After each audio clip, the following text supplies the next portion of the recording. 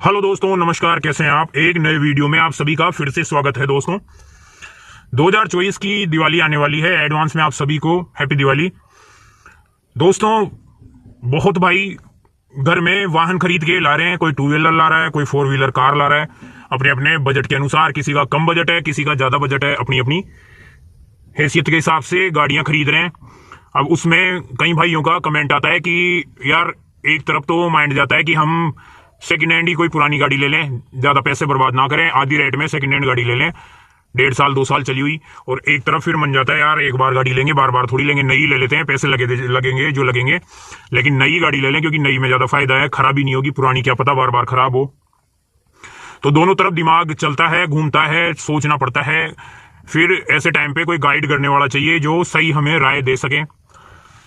तो देखो दोस्तों, मैं आपको मेरा ओपिनियन बताता हूं, ये मेरी खुद की सोच है। बाकी आप क्या सोचते हो वो आप पे डिपेंड करता है। मैं आप पे थोप नहीं रहा कि आप मेरे बताए अनुसार ही गाड़ी लो, लेकिन एक एक्सपीरियंस, एक आइडिया आपको दे सकता हूं मैं कि मान लो अगर आप कोई भी गाड़ी, एक सस्ते बजट की गाड़ी हम देखते हैं, मान लो वैगनआर लेना चाहते हो। इस दिवाली आप धनतेरस पे एक नई वैगनआर लाओगे, आपके लगभग वो 6 लाख के आसपास की आएगी इस टाइम पे वैगनआर। तो वैगनआर आप लाते हो और लाने के बाद आपको पॉजिटिव फीलिंग मिलेगी, बहुत अच्छा लगेगा कि मैंने नई गाड़ी लाई है।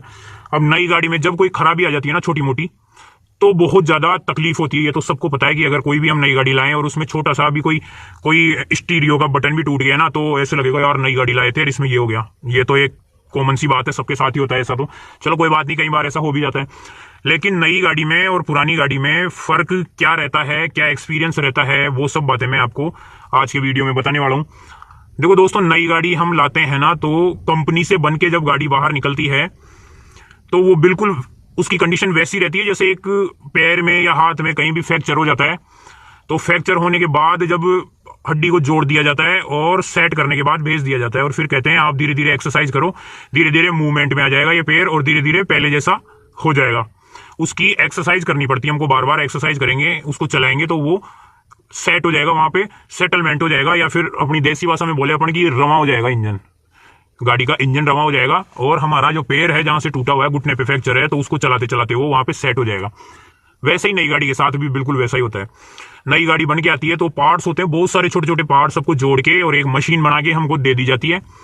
और फिर उसको हमें शुरुआती कुछ दिनों, जैसे 5,000 8,000 10,000 किलोमीटर तक हमें उसको उस तरीके से पालना पड़ता है जैसे एक फ्रैक्चर के बाद में एक पेशेंट को पाला जाता है ना, वैसे उस गाड़ी का ख्याल रखना पड़ता है। क्योंकि हम रगड़म पट्टी करेंगे भयंकर, लाते लाते उसको रगड़ेंगे, तेज भगाएंगे, तो उसमें वियर एंड टीयर, घिसाव आएगा, और वो हमेशा वो घिसाव आपको लाइफ टाइम तक परेशान करेगा। गाड़ी आवाज करने लग जाएगी जल्दी, इंजन खराब हो जाएगा जल्दी, उसमें समस्याएं पैदा होने लग जाएगी। इस वजह से उसका ख्याल रखना पड़ता है कम से कम 10,000 किलोमीटर तक, तो उसका ध्यान रखना ही रखना है। फिर क्या है, वो पार्ट्स है उनका सामंजस्य बैठ जाता है एक दूसरे के साथ, और फिर वो अच्छे से चलना शुरू कर देते हैं। वो हर चीज के साथ होता है, मशीन हो, इंसान हो, सबके साथ ऐसा ही होता है। ऐसे ही एक पेशेंट के साथ भी वही होता है, शुरू शुरू में ख्याल रखना पड़ता है, बाद में तो फिर वो खुद भी दौड़ लगाने लग जाता है, फ्रैक्चर वैक्चर सब ठीक हो जाता है। तो अगर मेरी सोच बता रहा हूँ, थोप नहीं रहा आपके ऊपर। कुछ भाई बोलेंगे कि आप ऐसे कैसे बोल रहे हो, मैं अपनी सोच बता रहा हूँ। अगर हम कोई गाड़ी लेके आए और 8,000 10,000 किलोमीटर तक उसका ख्याल रखें हम, और उसके बाद फिर वो चलने लायक हो, तो क्यों ना हम पहले से ही 8-10,000 चली हुई गाड़ी लें, जो हमें रेडीमेड गाड़ी भी मिल जाए, प्लस पैसों का भी फायदा हो जाए।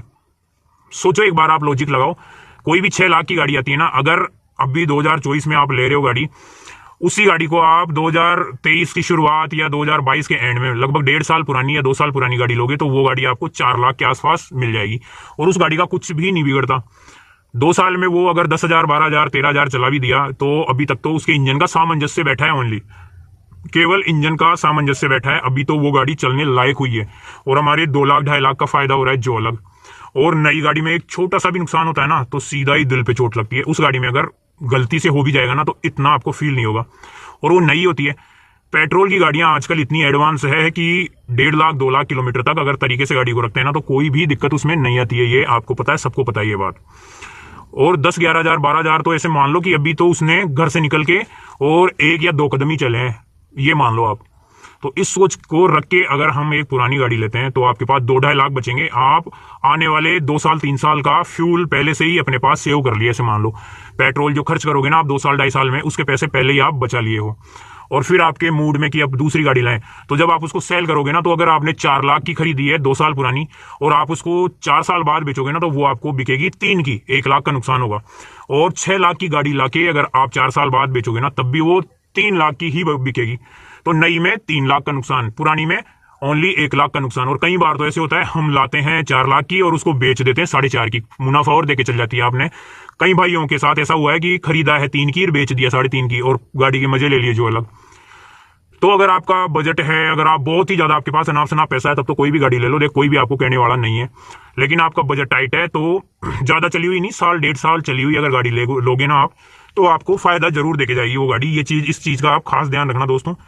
नई गाड़ी लेते हैं उसमें बहुत सारे नुकसान कई बार हो जाते हैं और हमें बहुत तकलीफ दे देती है वो गाड़ी। इस वजह से अगर पुरानी पे जाते हैं ना तो ज्यादा ठीक रहता है मेरे हिसाब से।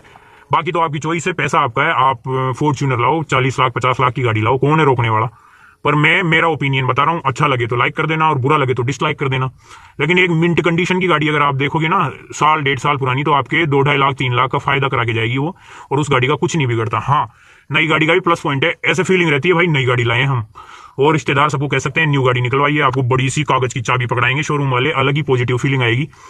और पुरानी में कितनी भी बढ़िया हो, किसी को पता चलेगा सेकंड हैंड लाया है, तो कुछ टाइम के लिए आपको पुरानी लिया है ये जरूर होगा। लेकिन जब समय निकल जाता है ना, समय निकल गया और समय निकलने के बाद जब मान लो 6 महीने साल भर हो गई ना, फिर कोई नहीं देखता कि इसने नई ली थी या पुरानी ली थी। अगर आपकी पास एक बढ़िया गाड़ी है ना, तो बस गाड़ी को ही देखेंगे, कोई नहीं देखेगा कि आप फर्स्ट ओनर हो, सेकंड ओनर हो, थर्ड ओनर हो। तो इन चीजों को मद्देनजर रख के फिर थोड़ा लॉजिक लगाया करो, सोचा करो कि आपको किस में फायदा है, किस में नुकसान है। ये मेरा ओपिनियन है, मैं थोप नहीं रहा कि आप यही लो, बाकी आपकी चॉइस है, जो भी लेना चाहो ले सकते हो। वीडियो पसंद आए तो लाइक करना, पसंद ना आए तो डिसलाइक कर देना, चैनल को सब्सक्राइब कर देना इसी तरह के वीडियो देखने के लिए। और किसी भी गाड़ी से रिलेटेड कोई भी समस्या हो, कुछ पूछना हो तो कमेंट में पूछ सकते हैं। चलिए आज के लिए इतना ही, फिर कल मिलेंगे, तब तक के लिए जय हिंद, वंदे मातरम।